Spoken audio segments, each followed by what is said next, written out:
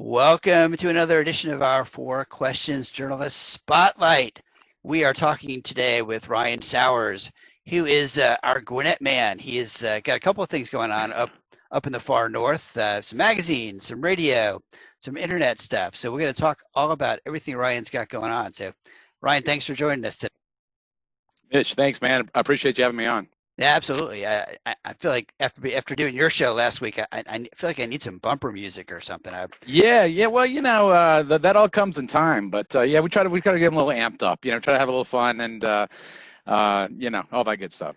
What I was thinking was since it's journalist spotlight, there's a lot of journalists around town that have, they have their own bands or whatnot. And I thought, well, we get some journalist bands that contribute music. That way I've got the music for the journalists. All right, So let's get into it. So tell me let's get a little background about you, and then let's talk about what the magazines that you run, and then Business Radio X, talk about that too.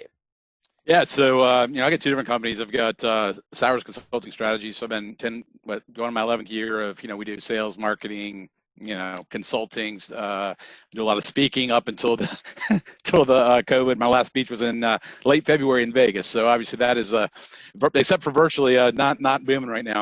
And then my other one is End Results Media. It owns two Our Town Gwinnett monthly magazines, where we hit well over 20,000 mailboxes with each one. We distribute heavily, and then have certainly the digital and social platforms as well, online version. And then Gwinnett Business Radio X. I have a Marketing Matters show on there.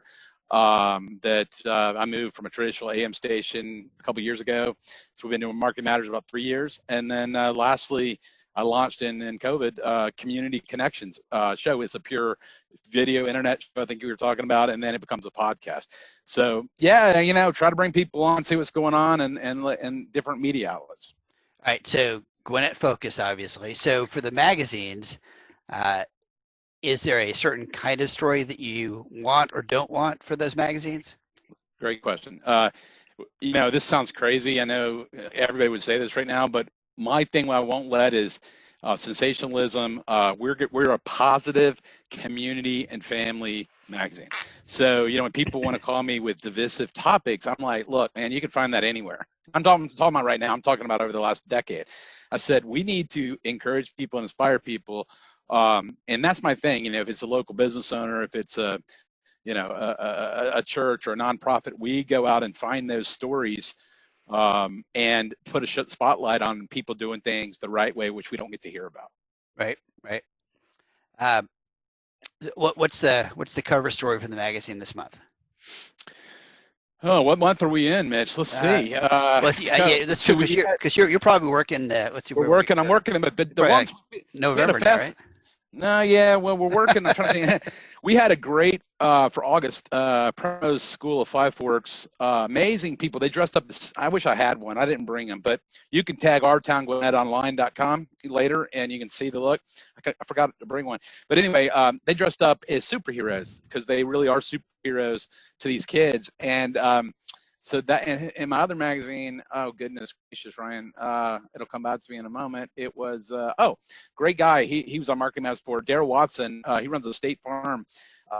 But what we do, Mitch, is find the story behind the story. He was an Iron Man, so he's sitting there on his bike with his tattoo and his staff around him, all around the mic. He does this Iron Man thing. And the other guys were heroes, and they dressed up as their favorite superheroes. So we try to make it fun and pull people in. All right, so that's the magazine part, and that's probably, what are you, a month or two lead time for that usually? Yeah. So, I try to be flexible because, what I didn't say is before I was leader of a big printing company. So I've been on both sides of this, right? I remember, waiting for magazines to arrive, and now I'm on the other side, they're manufacturing going, hey, dude, I'm waiting on an advertiser or a story. So I truly get both of them. Yeah, and, we may be working out on October, November, but we also are working, real time, getting stuff in as things happen. And especially right now, we're not trying to compete with the internet or Twitter, but if it's a story that might be about a frontline worker, we're going to get this in the September issue and not hold it because it's, very pertinent. Okay. All right. So let's talk. So on the radio side, Business Radio X, you said you were on air and you switched over to the internet format. What made you decide to switch, and what do you like better about this? Yeah, so what happened is I was a news talk of the town, and I was meeting with the general manager, and he was a friend of a friend, and we were all sitting at lunch, and the sales manager, and they were just talking about, ideas for shows and content, which we all talk about. And then they said, you should do a show. And I'm like, a show on what? And they're like, I don't know. I mean, whatever you just said. And I said, so I came up with Marketing Matters. And, you came on my show. We don't just talk about marketing. We talk, we talk around a lot of spots. But it was, and then the station got bought about a year and a half in. And they were so kind. They were calling me like, Ryan, we know you're going to be sad. And I'm like, guys, that's y'all's full-time job. I just do a show on there. So they I think a Catholic syndicate bought it. And so I waited for 6 months. I'm like, do I just, move it to a studio or my basement and make a podcast? And I met the folks at Business Radio X Gwinnett, and, with the cross-pollination of Gwinnett, it became where we can go in the studio as you did, which your show will be out very soon. And we air live, and then we record a show live as well. And then the power after you get the studio and the real people tuning in, then it becomes a podcast. So it's kind of the best of both worlds, and you're not limited to the 20-mile radius of, people tuning in. So how has kind of what you've been doing shifted in the last couple of months? Obviously, the pandemic has affected people's interest in coming in studio a little bit, I would think, right? Yeah. So we did a show, Mitch, in, let me see if I can tell you on my calendar, March 12th. And that was the last show we did with two community leaders I had brought in. And then I want to say within 4 or 5 days, everything started shutting down. I had tickets with my oldest daughter, who was studying at the time in Australia and New Zealand, getting her back home to go to the Final Four in Atlanta. I remember just starting to see things cancel, right? It was a once-in-a-lifetime thing. And I'm like, oh, my God, March Madness, getting my kid back. And, lo and behold, here we are, in the fall almost, late summer, still talking about it. So, yeah, we didn't go in the studio. I didn't be in the studio for a long time. And we started back a couple months ago. And again, I pivoted. I know that I heard that word early on in March from a friend of mine, a great marketing guy, but I hear it every day now. And we just tried to add value. I mean, whatever I could humanly do to add value for my customers.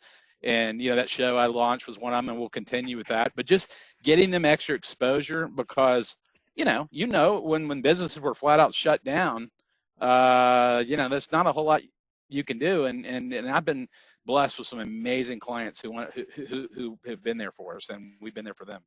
Oh yeah, I mean we talked about that. When business is bad, it's time to do more marketing, not less. When you're that's interesting. Well, that's a tangent, but anyway, no, so. but that's what we told. I just double down, triple down, quadruple down, whatever, and said, this is the time to keep your name out there. Don't hide. I mean, this is the time, you with all the great stuff you do in PR, don't hide. And they like, we trust your guidance. And I'm like, I'm spending your money exactly like I spend my own money. So, I'm investing it. So have there been any kind of particular guests on the show in the last couple of months that you thought, man, that one just kicked it. That was a great one. Well, you were a great guest. Oh, well, yeah. Okay. There's that. you and yeah, it was a great. We've been and again, you got experiences. I try to pair people up together, and I've got amazing. I want to make sure I say great co-host and Jane Bishop, who you got to meet. She keeps me on track a little bit. Mike Salmond and Amanda Perch, you got to see. They do a great job making it fun. They mess with us with sound effects, but. No, I mean, nothing jumps out in particular. It's been fun is that even people that don't do what maybe you or I do for a living say, I'm petrified to be behind this microphone. They come away going, that was a lot of fun. And, and we do, just like we're doing here, we try to make it go, if you forget what you're saying, that's okay. Just be yourself. And, that's what people want to say. So has been really, nothing jumps out at me. We had a bunch of very well-renowned athletes, like, a couple years ago, I had Jeff Francoeur and a few guys like that. And my wife's like, you are not in the NFL or Major League Baseball. Quit inviting all those guys on. But then, but it's just been a wide variety of people. And the one commonality has just been good people. And then those people go share and tell people about it. It's been fun. Yeah, it is good when you can kind of pair people who can kind of play off on each other. They might not necessarily be the same industry, but they have some of the same issues. So that I think that's interesting. If you're talking, if you've got a PR person, an advertising person, and a social media person sitting around the table, they can kind of give all kinds of different perspectives to a company about here's how you can use these different tools to market yourself, and maybe toss in someone who does presentations or Toastmasters or something like that. Because it's all about. And I'm gonna add one thing, Mitch. I've been, one of my friends. He's been great. Air Filter Sales and Service. He's been helping be a presenting sponsor. They're in Tucker and Marietta. They've been great for the show. And then I got a new one coming on, and her name's Michelle Sutter. But she has this Gwinnett Women's Coalition of top business leaders. And I have 3 daughters. I told you I'm outnumbered, but I made a commitment. I said I want one of every 2 shows we do to be 2 female business leaders, and we're going to start doing that in September, bringing them on, pairing them up. And she's like, "Are you good with that?" And I'm like, "I'm a dad of 3 daughters. Yeah, I'm really good with that." So that's something cool we're going to start doing, and really showcasing some of those people maybe that haven't been there before. So, obviously, I came out to your studio. You've had people in the studio, and I know you're kind of cleaning and sanitizing and all that. So people seem pretty comfortable. I think, did I see on one of your shows recently was it Monica Kaufman that you did recently? Did I see that? Yeah, so I think that wasn't mine. It might have been Mike, the owner of the thing. But I think they had a round table, and I don't know who was there, but they were doing a round table, and it was a bunch of very large personalities, and they shared it with me. But I need to go watch that one. I have not had a chance to see it yet. So what I was thinking, what's interesting was they had put together like some plexiglass dividers between them, which I thought, that's great. That's just another way to kind of make people more comfortable, keep them safer. It's kind of hard when you're. I guess theoretically you could do this with a mask on, but the audio is not going to be nearly as good. I think the next. Okay, you can help me sell this. So we're going to sell a lavalier mic attachment that attaches to your mask. All right, so it just slides inside there, so you can wear your mask and have your mic too. Have the mic in there too. All right. I'll go in with you on that, man. Don't tell anybody else. I'm not going to tell anybody except all these viewers and listeners. Who are listening. All right. Except all, it's funny you said that. I'd mentioned to them. I said, you know what? Why don't you go get some of the glass at the front hotel, because it's in that side that hotel has, and stick it there. So I don't know if that's a permanent thing, but I had actually 2 months ago. I said that. I said, I think this would be safer if you quadranted it up, so I saw that too, and I think that's a very wise idea. I hope they continue with that. Yeah, that was good. That was good. What's the weirdest thing you've seen the last couple of months? It just kind of shook your head, and not necessarily about people wearing masks or anything, just kind of how people are changing or adapt or dealing with all of this that's happening. Well, I mean, I think it's funny, and I used the word pivot earlier, but now we all have these new terms like the new normal. I mean, it's funny. It's like the yada yada yada back in art. You hear the same terms, the new normal or the pivot, or you see people walking around with the mask. They're not even wearing it correctly. I mean, they don't even have it over their nose. You see people wearing a mask in a car, which, I'm not judging somebody, but you're going to cut your own oxygen circulation off. I just think, Mitch, we're in such an unprecedented time that it's been punch after punch after punch, even if a business is crushing it since March, that it's like we're going into a presidential election. There's everything up in the air. So I always tell people, I'm still working my doctorate in leadership. There's a thing called a PEST model, P-E-S-T, political, economic, social, and technological. When 2 of those things are out of whack or kind of haywire, you're crazy. Political, off the economic, all over the place. Social, all the change, all over the place. And then technological, like Zoom, all over the place. So, hearing people go from not knowing how to FaceTime like grandparents to talking about Zoom in 6 months, it's almost overwhelming question to think about all the stuff we've seen. It seems in slow motion and a quick blip in time all at once. Yeah. And we'll look back on it a year or two from now, and it'd be interesting to see how we analyze it. All right. Now we get into the lightning round, the fun questions. All right. So what's the coolest thing about Ryan?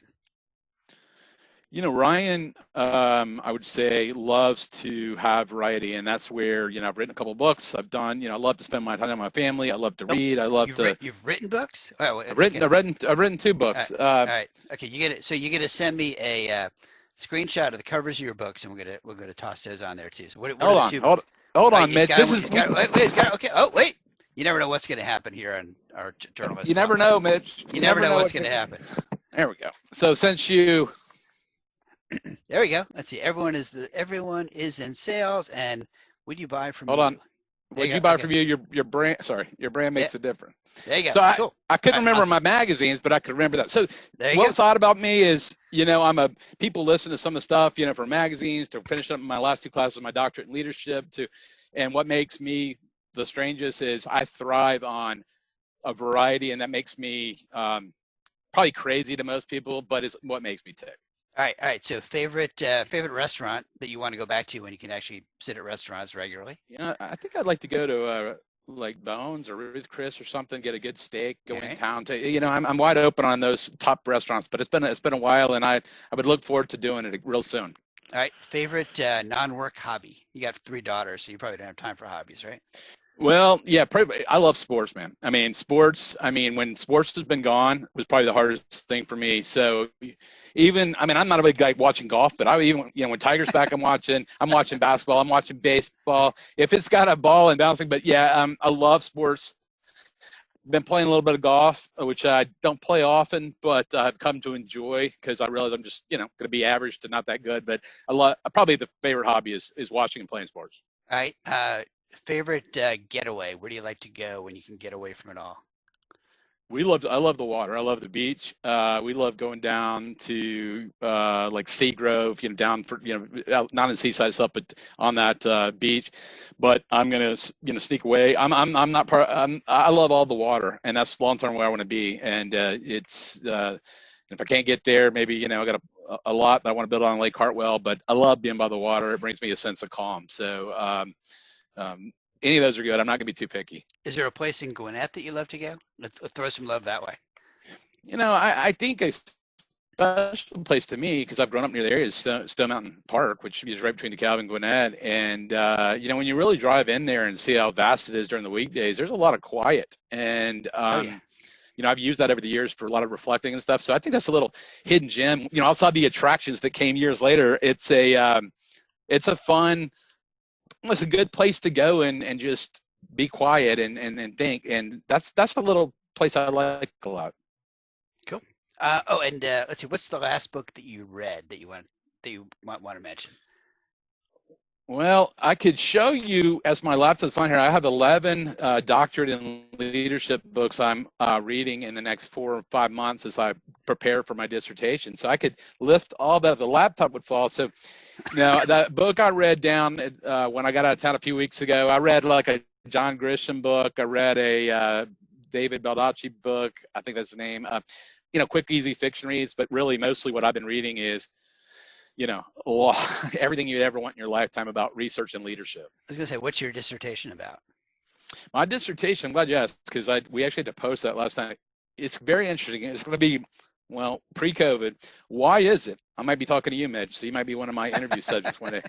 I got to give them incentives to sit with me that long. But why pre-COVID? We define in the United States small business as being under 500 people, with the vast majority being way smaller than that. Right. Pre-COVID, we have to say pre-COVID because we don't know what post-COVID is going to look like. I think 99.9% of all businesses in the United States are deemed small businesses. And of those, 50% fail within 5 years. And my research question, first of all, if they fail, if it's a restaurant, if it's whatever it is, it's people's money, it's the community, all these things are the ramifications of it. So I want to research and talk to business owners who've made it past that and learn their stories and their experiences, so I can hopefully, come up with some answers. And then my goal is, obviously I'll take it out to outside the academic market. And, what do you got? I can't read. 8. What does it say? 18 years. 18. You got it.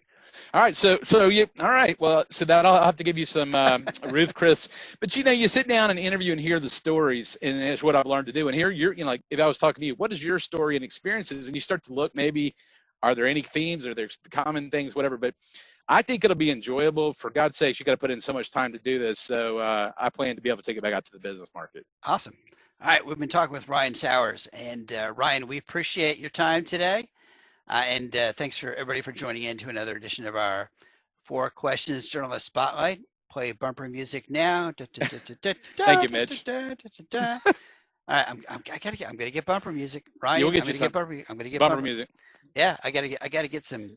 It's gotta be like appropriate then. All right, So Ryan. I'll send you a link if I think of one. But I appreciate you having me on, Mitch. I sure That's do. good. All right, thanks, Ryan. Appreciate it. All right, my friend.